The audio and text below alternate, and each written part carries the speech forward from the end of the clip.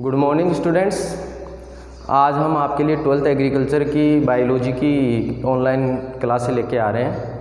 आपकी समस्या थी कि सर हमारी पढ़ाई नहीं हो रही है, तो इसके लिए हम आपके लिए क्लासेस स्टार्ट कर रहे हैं, जिसमें हम आपका एक ऐसा टॉपिक स्टार्ट कर रहे हैं पहले, जिसमें हम केचुए की बाह्य संरचना, ये एग्रीकल्चर के बच्चों के लिए दृष्टिकोण से बहुत ही अच्छा टॉपिक है। कृषि का महत्व जो है इसके बारे में इसमें चर्चा करेंगे, इसकी बाह्य संरचना, इसकी आंतरिक संरचना, सभी बारे में इसकी चर्चा विस्तारपूर्वक करेंगे। तो हम इसके बारे में सामान्य परिचय देखते हैं तो हमें पता चलता है कि इसका शरीर 100 से 120 खंडों में बटा हुआ रहता है। किस तरीके से ये पाचन करता है इसकी जानकारी हम लेंगे। तो इसकी बाह्य संरचना आपको एक डायग्राम के रूप में दिखाई दे रही है। तो पहले हम इसका क्लासिफिकेशन देखते हैं, वर्गीकरण।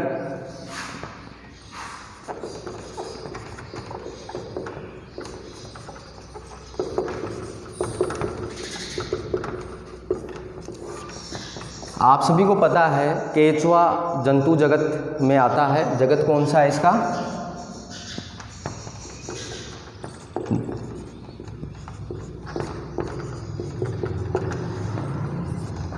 फाइलम जो इसका है वो है एनेलिडा में आता है। एनेलिडा संघ का प्राणी है। किस संघ का प्राणी है? एनेलिडा में। 11th क्लास में आपने पढ़ा था कि एनेलिडा की जो विशेषताएं आपने पढ़ी थी, उसमें देखा था कि एनेलिडा में वे प्राणी आते हैं जिनका शरीर खंडों में बटा हुआ होता है। तो वो आपकी 11th में पढ़ी हुई है। तो संघ कौन सा है? एनेलिडा। वर्ग जो है वो है इसका ओलिगोकीटा। गण जो है ओपिस्टोस्पोरा।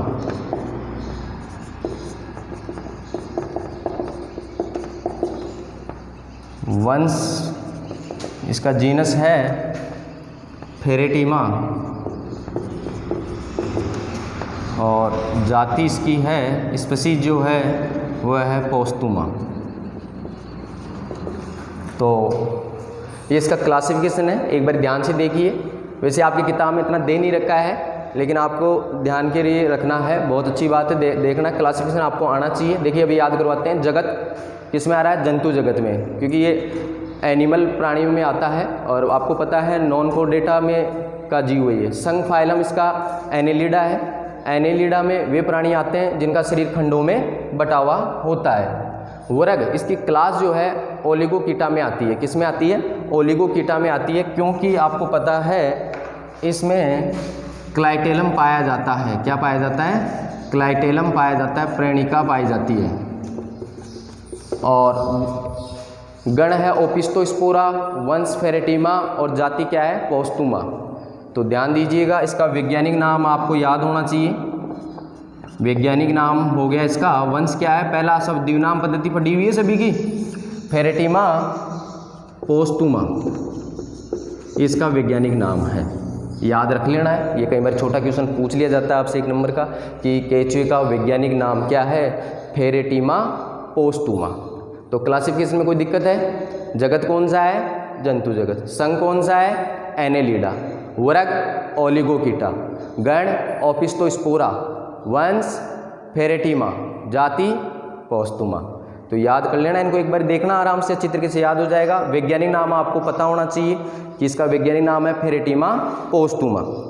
तो ये इसका क्लासिफिकेशन में से। अब देखिए केचुआ जो है उसको हम सामान्य भाषा में अलसिया भी कहते हैं। क्या कहते हैं? अलसिया या मिट्टी कर्मी।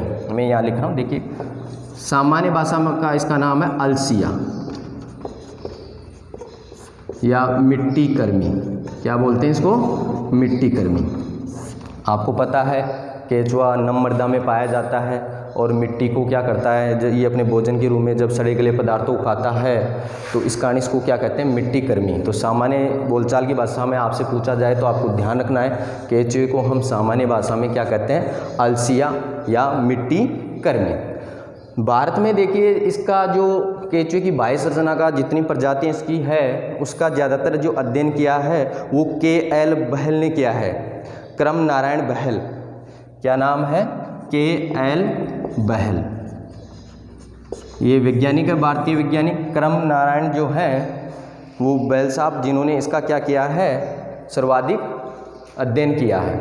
अब हम इसकी बाह्य संरचना स्टार्ट करते हैं। केंचुए के शरीर में आप देखेंगे कि इसको शुरुआती अक्ष से आप काटेंगे सममिति के आधार पे, तो ये आपको अग्र सिरे से लेकर अंतिम सिरे तक दो भागों में आसानी से ये बट जाएगा। तो केंचुए के अंदर ध्यान दीजिएगा कौन सी सममिति पाई जाएगी, द्विपार्श्व।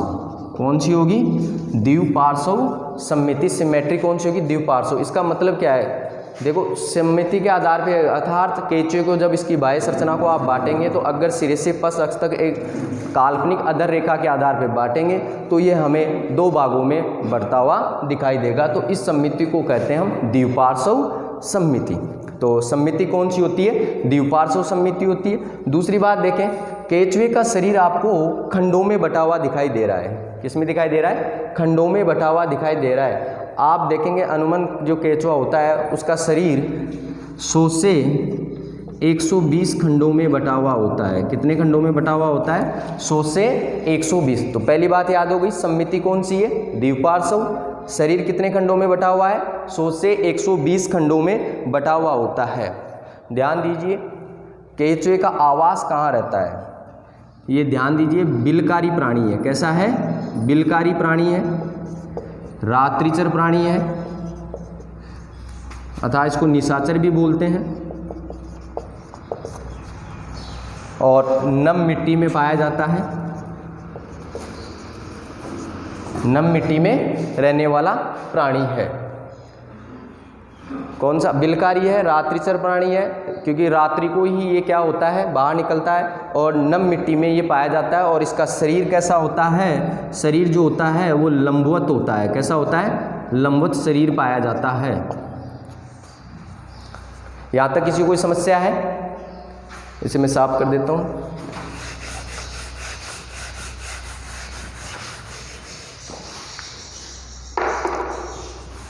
देखो इसका स्वभाव, ये सर्वाहारी प्राणी है, अर्थात ये सभी जो भी है मृदा में पाए जाने वाले अवशेष, पेड़ पौधों के मान लो या जीवों के अवशेष, सभी को खाता है। इस कारण ये कौन सा प्राणी आता है, सर्वाहारी प्राणी आता है। शारीरिक आकार कैसा होता है, बेलनाकार, लंबवत होता है, जिसकी लंबाई 100 से 150 mm और जो इसकी चौड़ाई होती है, इसको कई किताबों में सेंटीमीटर में भी लिखा हुआ है, ध्यान रखना है, सेंटीमीटर में भी लिखा हुआ है, कई जगह लिखा हुआ मिलता है 50 से 100 सेंटीमीटर। तो ये mm में तो 150 से 200 mm होता है, और चौड़ाई जो इसकी है 0. आप सेंटीमीटर में देखेंगे तो 0.2 से 0.5 होती है, और वैसे इसकी चौड़ाई जो है आपके दे रखी है 30 से 50 mm।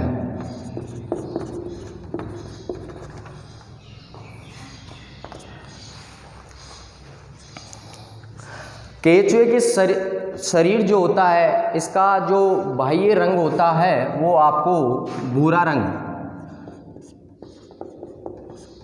का दिखाई देता है। कैसा दिखाई देता है, केंचुए की बाह्य संरचना देखने पर आपको जो इसका कलर दिखाई देता है वो भूरे रंग का दिखाई देता है, क्योंकि इसकी बाह्य संरचना पर एक ऐसा पिगमेंट पाया जाता है जिसके कारण इसका कलर केंचुए का आपको कैसा दिखाई देता है, भूरे रंग का।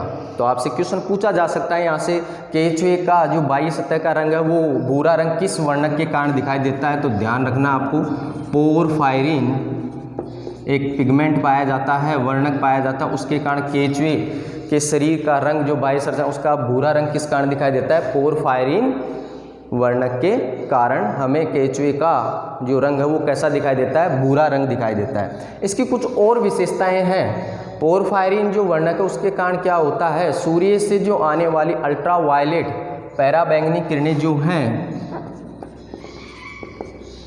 पैराबैंगनी जो किरणें हैं उनसे ये क्या करता है, सुरक्षा भी करता है। केंचुए की क्या करता है, सुरक्षा करता है। तो यहाँ से भी एक अच्छा क्वेश्चन बनता है। पोरफायरिन वर्णक कोई अच्छी तरीके से देखना है, आपको याद करना है।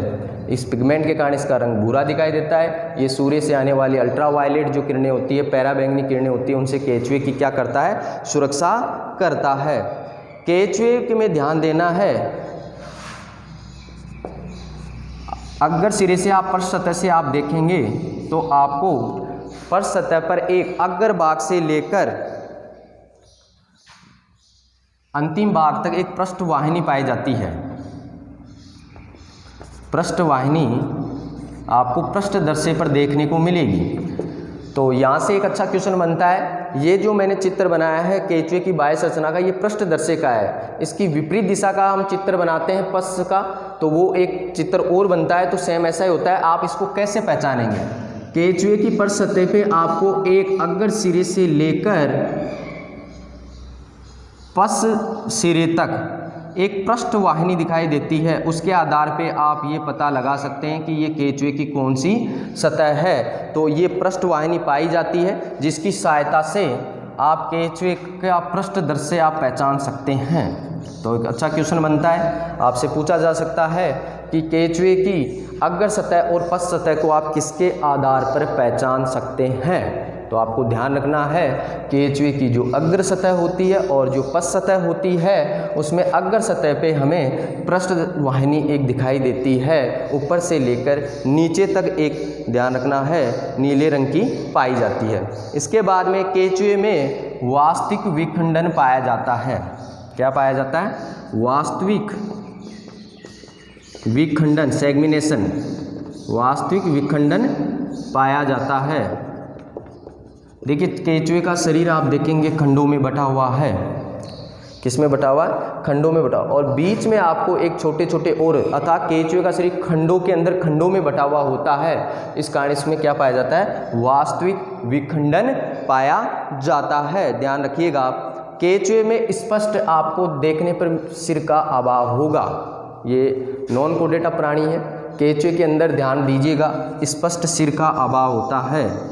स्पष्ट सिर का अभाव होता है, स्पष्ट सिर नहीं पाया जाता है। ध्यान रखना है, स्पष्ट सिर का क्या होता है, अभाव होता है। तो इसके प्रथम खंड पर आप देखिएगा, इसके प्रथम खंड पर आपको जो प्रथम खंड है वहाँ पे जो सिर भाग है वहाँ पे एक संरचना पाई जाती है प्रथम, उसको बोलते हैं पेरिस्टोमियम। क्या बोलते हैं, तो केचुए का जो प्रथम खंड है उसको हम बोलते हैं पेरिस्टोमियम। केचुए का जो प्रथम खंड है उसको क्या बोलते हैं, याद कर लेना। यहाँ से एक क्वेश्चन बनता है और कई बार आप गलत भी करके आते हैं कि क्वेश्चन कैसे देगा। केचुए का जो प्रथम खंड है, यहाँ पे जो मुख पाया जाता है उसको क्या बोलते हैं, परितुंड, पेरिस्टोमियम बोलते हैं। क्या बोलते हैं, पेरिस्टोमियम बोलते हैं। अब यहाँ से एक बार, कई बार क्वेश्चन ऐसे पूछा जाता है कि प्रथम खंड जो पेरिस्टोमियम होता है उसके ऊपर एक अर्धचंद्राकार एक और बाहर निकली हुई प्रवर्ध श्रृंखला पाई जाती है, जो जिसको हम बोलते हैं, आपकी किताब में दे रखा, लटकी हुई एक संरचना पाई जाती है, उसको क्या बोलते हैं, पुरोमुख।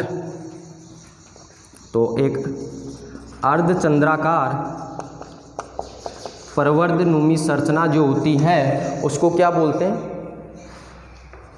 अर्धचंद्राकार एक प्रवर्ध जो श्रृंखला पाई जाती है उसको हम बोलते हैं पुरोमुख। ध्यान रखिएगा, अर्धचंद्राकार जो संरचना। तो क्वेश्चन कैसे बनेगा, याद रखना है, केचुए का जो प्रथम खंड होता है जिसे आप मुख बोलते हैं वो परितुंड, पेरिस्टोमियम कहलाता है, और उसके ऊपर जो संरचना बनती है अर्धचंद्राकार उसको क्या बोलते हैं, पुरोमुख। ध्यान रखना है, इसको दोनों को याद कर लेना है। क्या फ़र्क है, ये पेरी मतलब चारों तरफ से घिरी हुई, और प्रो का मतलब है, पुरोमुख मतलब मुख के ऊपर मुख, मुख के ऊपर मुख। तो इस बात को ध्यान रखना है। क्वेश्चन कैसे बनता है, कई बार क्वेश्चन ऐसे पूछता है कि केचुए का जो प्रथम खंड होता है मुख, उसको क्या बोलते हैं, तो ध्यान रखना है, पेरिस्टोमियम। मुख के ऊपर एक अर्धचंद्राकार जो संरचना लटकी हुई होती है, मुख के ऊपर मुख पाया जाता है, इसको वास्तविक मुख नहीं कहते हैं, ये ऊपर लटकी हुई एक संरचना होती है, उसको क्या बोलते हैं, पुरोमुख। तो दोनों में डिफरेंट पता चल गया है, कोई दिक्कत होनी नहीं चाहिए आपको।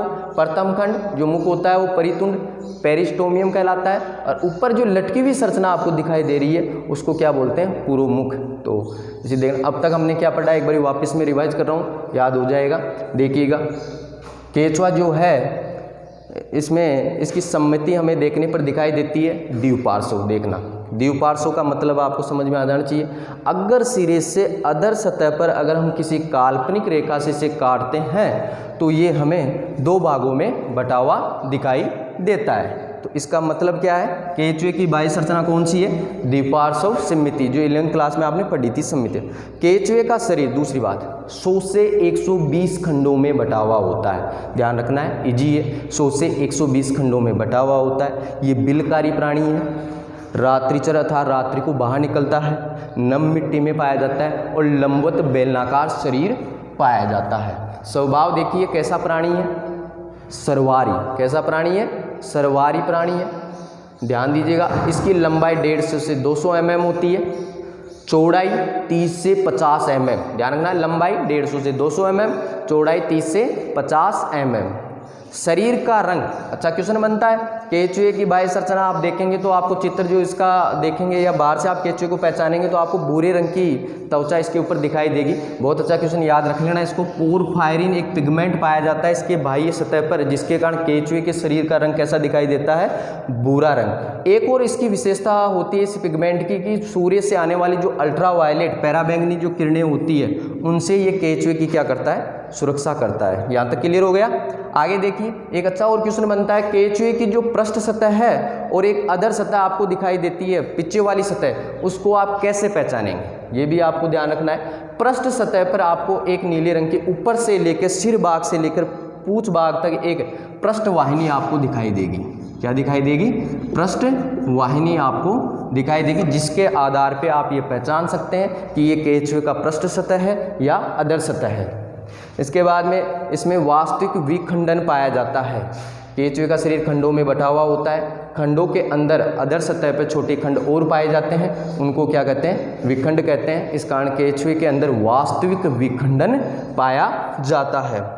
इसके बाद में देखिए, केचुए का प्रथम खंड जो होता है, प्रथम खंड को हम बोलते हैं, जो पहला खंड होता है उसको बोलते हैं पेरिस्टोमियम। प्रथम खंड जो मुख होता है उसको क्या बोलते हैं, जो वास्तविक मुख कहलाता है। केचुए का वास्तविक मुख याद रखना है पेरिस्टोमियम होता है। इसके ऊपर एक अर्धचंद्राकार एक लटकी हुई प्रवर्ध संरचना पाई जाती है, उसको कहते हैं पुरोमुख। दोनों में अंतर है। अब आपको हिंदी में याद हो नहीं हो, परितुंड पुरोमुख, इंग्लिश में अच्छी तरीके से याद हो जाएगा। पेरी का मतलब होता है चारों ओर, तो ये खंड आपको दिख रहा है चारों, इसको क्या बोलेंगे, पेरिस्टोमियम, याद हो जाएगा। इसके ऊपर एक लटकी हुई प्रवर्ध श्रृंखला होती है, उसको क्या बोलते हैं, प्रोस्टोमियम, जो प्रो मतलब ऊपर की तरफ पाई जाती है, मुख के ऊपर मुख। पुरोमुख का मतलब क्या है, मुख के ऊपर, जो वास्तविक मुख नहीं होता है, इस बात को थोड़ा ध्यान रखना है। पहला खंड जो होता है मुख होता है, वास्तविक मुख कौन सा होता है, पेरिस्टोमियम, ये आपको ध्यान रखना है। ऊपर लटकी हुई श्रृंखला पुरोमुख कहलाती है। तो यहाँ तक किसी को कोई समस्या नहीं होनी चाहिए, सभी अच्छी तरीके से समझ में आ गया होगा आपके। इसके बाद में देखते हैं हम परिमुख के अग्रभाग पर एक छोटी मांसल संरचना यहाँ तक हो गई है। अब देखिए, क्लाइटेलम प्रेणिका, यहाँ से एक अच्छा क्वेश्चन बनता है। केचुए की जो स्ट्रक्चर बनती है उसमें खंड संख्या 14, 15 और 16 यहाँ पे क्या पाई जाती है, क्लाइटेलम प्रेणिका पाई जाती है, ध्यान रखना है। केचुए के 14वें, 15वें और 16वें खंड पर क्या पाई जाती है, क्लाइटेलम पाई जाती है, प्रेणिका पाई जाती है, जिसमें नम रस भरा हुआ रहता है और उसकी सहायता से किसका निर्माण होता है, कोकून का। कोकून को ये निर्माण में ये क्या करती है, सहायता करती है, याद रखना है आपको। तो एक अच्छा छोटा क्वेश्चन भी बनता है, क्लाइटेलम प्रेणिका कौन से खंड में केचुए में पाई जाती है, 14, 15 और 16 खंड में, ध्यान रखिएगा। और अच्छा क्वेश्चन बनता है जिसमें एक रस भरा हुआ होता है, वो किसका निर्माण करता है, कोकून का निर्माण करता है। प्रथम खंड मुख कहलाता है, 14, 15, 16वां खंड प्रेणिका कहलाता है। अंतिम खंड जो होता है जहाँ पे गुदा पाई जाती है उसको बोलते हैं पाइजीडियम, याद रख लेना। ये एक अच्छा क्वेश्चन बनता है, छोटा क्वेश्चन आपसे पूछा जा सकता है कि केचुए का जो अंतिम खंड होता है जहाँ गुदा पाई जाती है, उस खंड को किस नाम से हम पहचानते हैं, जानते हैं, पाइजीडियम, ध्यान रखना है। तो बाह्य संरचना में आपको यहाँ तक कोई दिक्कत होगी नहीं। इसके बाद में केचुए के शरीर के अंदर आपको इसकी अधर सतह पे आपको छोटे छोटे वल्ले नुमा संरचनाएं दिखाई देगी, जिनको सूक कहते हैं। क्या कहते हैं? सूक कहते हैं। याद रखिएगा, यहाँ से जेट में कई बार क्वेश्चन पूछा गया है। ये सूक जो है काइटिन प्रोटीन से मिलकर बने हुए होते हैं। किससे मिलकर बने हुए होते हैं? काइटिन प्रोटीन से मिलकर बने हुए होते हैं। और इन्हीं सूक की सहायता से केंचुआ क्या करता है? गमन करता है। एक स्थान से दूसरे स्थान पर सूक की सहायता से ये फैलते हैं और सिकुड़ते हैं। उसके कारण इनमें क्या पाया जाता है? गमनांक पाया जाता है। तो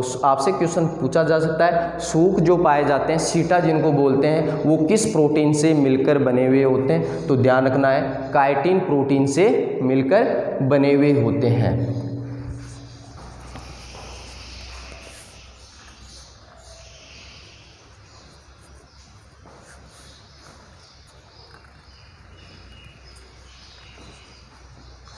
केंचुए में ध्यान दीजिएगा, खंड संख्या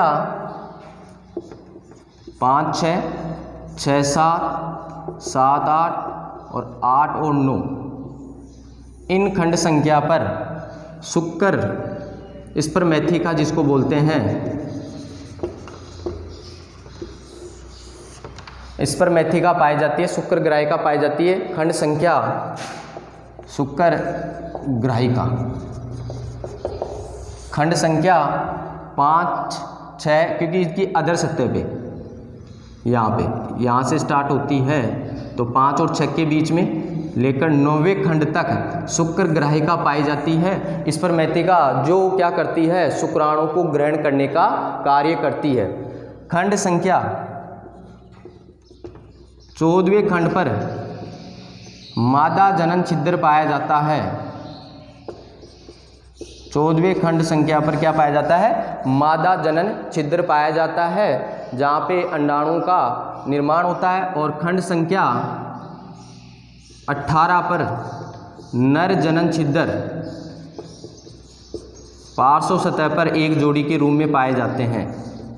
एक जोड़ी के रूप में 18वें खंड पर नर जनन ऑर्गन्स पाए जाते हैं। और 17 और 19 खंड संख्या पर 17 और 19 खंड संख्या पर एक एक जोड़ी जनिक पेपिला पाया जाता है, जो मैथुन के समय मादा को कैप्चर करने का कार्य करता है और चिपचिपापन बनाए रखता है, जिसके कारण शुक्राणु का आसानी से गमन हो सके। तो 17वें और 19वें खंड पर तो क्या ध्यान रखना है? केंचुए की बाह्य संरचना देखेंगे, खंड संख्या 5 से लेकर 9 तक, अर्थात 1, 2, 3, 4 जोड़ी, 5 से 6, 6 से 7, 7 से 8 और 8 से 9 खंड संख्या तक शुक्र ग्राहिका पाई जाती है। इस पर मैथिका पाई जाती है। ध्यान रखना है, ये इनका मुख्य कार्य क्या होता है? शुक्राणु को ग्रहण करने का कार्य होता है। खंड संख्या 14, 15 और 16 पर क्या पाई जाती है? क्लाइटेलम पाया जाता है, प्रेणिका पाई जाती है, जो कोकून का निर्माण करती है। किसका निर्माण करती है? कोकून का निर्माण करती है। खंड संख्या 14 पर मादा जनन छिद्र पाया जाता है। क्या पाया जाता है? मादा जनन छिद्र पाया जाता है, याद रखिएगा, महत्वपूर्ण है। खंड संख्या 18 पर नर जनन छिद्र पाया जाता है, जो एक पार्श्व जोड़ी के रूप में होता है। और खंड संख्या 17 और 19 पर एक एक जोड़ी जनिक पेपिला पाया जाता है, जो मैथुन क्रिया में सहायता करता है। अंतिम खंड आपको पता है एनस गुदा होता है, जो इसको हम पाइजीडियम के नाम से पहचानते हैं। तो ये सामान्यतः इसकी बाह्य संरचना के बारे में कुछ जानकारी थी जो आपको पता चल गई होगी, ध्यान रखना है। तो यहाँ तक कोई दिक्कत होगी नहीं। आगे हम इसकी आंतरिक संरचना के बारे में अध्ययन करेंगे।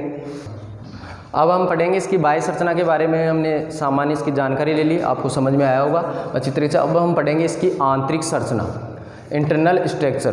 केंचुए की जो आंतरिक संरचना है उसमें हम देखेंगे इसकी श्वसन प्रक्रिया, श्वसन कैसे करता है, रुधिर परिसंचरण तंत्र,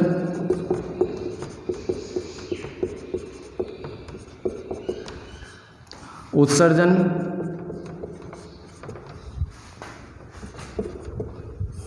पाचन और जनन तंत्र, इसकी हम बारे में हम जानकारी देखेंगे। आंतरिक संरचना में क्या क्या पढ़ेंगे? श्वसन तंत्र के बारे में, केंचुआ किस अंग की सहायता से श्वसन करता है या पाया जाता है? रुधिर परिसंचरण तंत्र, उत्सर्जन तंत्र, पाचन तंत्र और जनन तंत्र। रिप्रोडक्टिव सिस्टम के आधार पे हम इसकी आंतरिक संरचना देखते हैं। तो पहले हम देखते हैं श्वसन तंत्र। श्वसन तंत्र, केंचुए में कोई विशेष प्रकार के अंग नहीं पाए जाते हैं जिसकी सहायता से ये श्वसन प्रक्रिया में उन अंगों का उपयोग करता है, क्योंकि एक नॉन कोर्डेटा संघ का प्राणी है और इतने स्पष्ट ऑर्गन श्वसन के लिए विकसित नहीं हो पाते हैं। तो ध्यान दीजिएगा, केंचुए में कोई विशेष प्रकार के श्वसन अंग नहीं पाए जाते हैं। ये नम त्वचा के द्वारा श्वसन करता है। याद रखिएगा, केंचुए में कोई विशेष प्रकार के श्वसन अंग नहीं पाए जाते हैं, ये नम त्वचा द्वारा श्वसन करता है। शरीर के अंदर पाए जाने वाले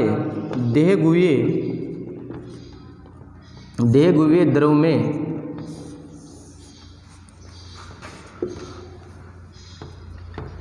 O2 घुलकर शरीर के सभी अंगों तक पहुंचाई जाती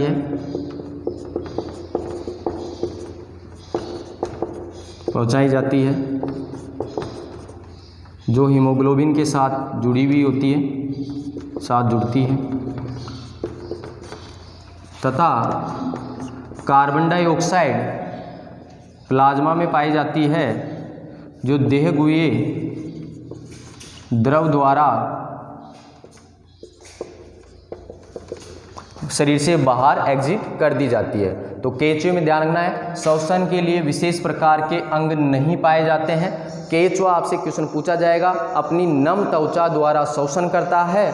नम त्वचा में, इसमें नम त्वचा इसलिए पाई जाती है क्योंकि इसकी जो इंटरनल स्ट्रक्चर होती है उसमें जो बाह्य सतह होती है वहाँ पे देहगुह्य द्रव पाया जाता है। ये इस देहगुह्य द्रव में ऑक्सीजन घुलकर शरीर के सभी अंगों तक हीमोग्लोबिन के साथ जुड़कर सभी अंगों तक पहुंचती है, और कार्बन डाइऑक्साइड जो प्लाज्मा में घुली हुई होती है वो वापस देहगुह्य द्रव में आकर शरीर से बाहर निकाल दी जाती है। तो इस प्रकार का एक सामान्य श्वसन तंत्र केंचुए के अंदर पाया जाता है। कोई दिक्कत नहीं होगी, ध्यान रखना है, कोई विशेष प्रकार का अंग नहीं पाया जाता है। केंचुआ अपनी नम त्वचा द्वारा श्वसन करता है, याद रखना है। इसके अंदर जो देहगुह्य द्रव होता है उसमें ऑक्सीजन घुलती है, घुलने के बाद में ये हीमोग्लोबिन के साथ जुड़कर सभी अंगों तक पहुंचाई जाती है, तथा कार्बन डाइऑक्साइड जो इसके प्लाज्मा में घुली हुई होती है वो शरीर से बाहर निकाल दी जाती है। एक सामान्य प्रकार का श्वसन तंत्र होता है। रुधिर परिसंचरण तंत्र, केंचुए के अंदर ध्यान रखना है, जो ब्लड सर्कुलेशन सिस्टम होता है, रुधिर परिसंचरण जो गमन होता है केंचुए में एक बंद प्रकार का क्लोज टाइप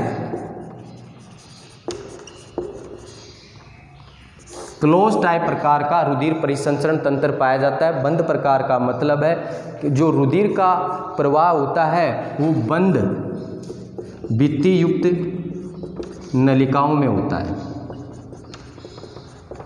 बंद भित्ति युक्त, स्पष्ट बंद नलिकाओं में रुधिर का प्रवाह होता है, बंद भित्ति युक्त नलिकाओं में। इसके कारण इसमें हम क्या बोलते हैं, क्लोज टाइप प्रकार का ब्लड सर्कुलेशन पाया जाता है। केंचुए के रुधिर के अंदर ध्यान दीजिएगा, केंचुए के रुधिर के अंदर रक्त कणिकाओं का अभाव पाया जाता है। रक्त कणिकाओं का अभाव पाया जाता है। ब्लड कैपिलरीज नहीं पाई जाती है, और प्लाज्मा जो होता है उसके भीतर, प्लाज्मा के भीतर हीमोग्लोबिन पाया जाता है। उसके कारण केंचुए के रक्त का रंग लाल होता है। तो देखिए, दो बातें आपके दिमाग में आई होगी। पहली बात ध्यान रखना है, बंद प्रकार का रुधिर परिसंचरण तंत्र पाया जाता है। तो ये बात समझ में आ गई कि बंद प्रकार का मतलब क्या है, क्योंकि रुधिर जो होता है वो भित्ति युक्त, जो बंद क्लोज होती है नलिकाओं में बहता है, ओपन टाइप नहीं होता है। जैसे आपके शरीर में धमनियाँ पाई जाती है, शिराएँ पाई जाती है, तो बंद नलियों में बहता है, वैसे ही केंचुए के अंदर जो रुधिर है बंद भित्ति युक्त नलिकाओं में पाया जाता है। तो आपसे क्वेश्चन पूछा जाए केंचुए में रुधिर परिसंचरण किस प्रकार का होता है, क्लोज टाइप होता है। पहली बात क्लियर। दूसरी बात, रक्त कणिकाओं का अभाव पाया जाता है। तो केंचुए के रक्त में रक्त कणिकाएं नहीं पाई जाती है, जैसे आपके रक्त में पाई जाती है आरबीसी, डब्ल्यूबीसी, प्लेटलेट्स, ये केंचुए के रक्त में नहीं पाई जाती। ध्यान रखना है, केंचुए के रुधिर का रंग आपसे पूछा जाता है। लाल रंग होता है, किस कारण होता है? हीमोग्लोबिन पिगमेंट के कारण। हमारे शरीर में जो हीमोग्लोबिन पाया जाता है वो किस में पाया जाता है? आरबीसी के अंदर पाया जाता है, लेकिन आरबीसी एब्सेंट होती है, तो इसमें कहाँ पाया जाता है? ध्यान रखना, प्लाज्मा के अंदर हीमोग्लोबिन पाया जाता है, और इसी के कारण रक्त का रंग कैसा होता है? लाल होता है। तो यहाँ तक समझ में आ गया होगा आपको। जो प्लाज्मा के भीतर हीमोग्लोबिन में रक्त का रंग लाल होता है, और इसके अंदर हृदय जो होता है 4 जोड़ी पाया जाता है। हृदय 4 जोड़ी पाया जाता है, जो 7, 9, 7वें खंड पर, 9वें खंड पर, 12वें खंड पर और 13वें खंड पर। ध्यान रखना है, केचुए के अंदर 4 जोड़ी हृदय पाया जाता है, जो खंड संख्या 7, 9, 12 और 13 पर। कौन कौन से खंड पर? 7, 9, 12 और 13 पर हृदय पाया जाता है, जो ध्यान रखना है कैसा होता है? पेशीय, स्पंदनशील प्रकार का पाया जाता है। तो ये थी रुधिर। आज हमने जो क्लास देखी उसमें इसकी बाह्य संरचना के बारे में अध्ययन किया है, जिसकी सामान्य जानकारी हमने ली। आपको डायग्राम से समझनी है, इसको देखना है। इसके बाद में इसकी आंतरिक संरचना में हमने आज 2 टॉपिक देखे हैं, श्वसन तंत्र और रुधिर वाहिनी। उत्सर्जन तंत्र और पाचन तंत्र और जनन तंत्र की हम चर्चा कल नेक्स्ट क्लास में करेंगे। तो धन्यवाद, अच्छा पढ़िए।